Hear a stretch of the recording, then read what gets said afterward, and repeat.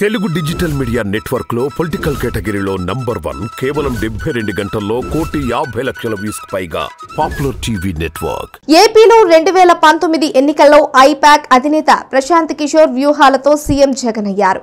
తెలంగాణలో సునీల్ కనుగోలు వ్యూహాలతో కాంగ్రెస్ కి అధికారం హస్తగతమైంది.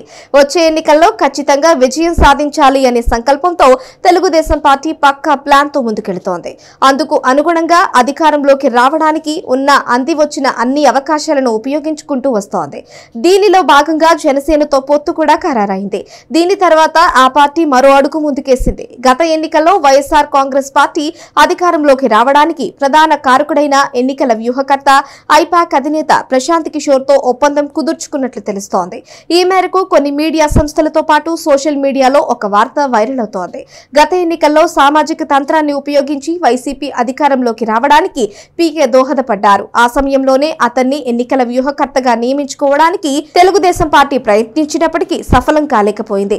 పశ్చిమ బెంగాల్ ముఖ్యమంత్రి మమతా బెనర్జీ ద్వారా టీడీపీ జాతీయ ప్రధాన కార్యదర్శి నారా లోకేష్ అప్పట్లోనే పీకేను కలిశారు.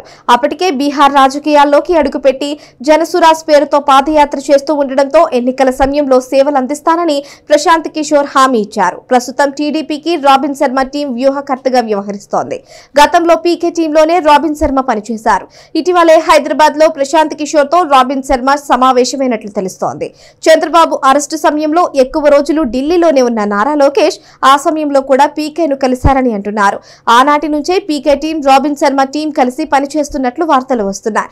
మారిన రాజకీయ పరిస్థితుల నేపథ్యంలో పీకే తన మనసు మార్చుకుని తెలుగుదేశం పార్టీకి పనిచేయాలని నిర్ణయించుకున్నట్లు తెలుస్తోంది. చంద్రబాబు అరెస్ట్ తదనంతర పరిణామాల తరువాత ఏపీలో రాబిన్ శర్మతో కలిపి వ్యూహాలు ప్రారంభించారు. రాబిన్ శర్మ టీంలో తన బృందాన్ని కలిపి కథ నడిపిస్తున్న పీకే టీడీపీని అధికారంలోకి తీసుకువస్తారా?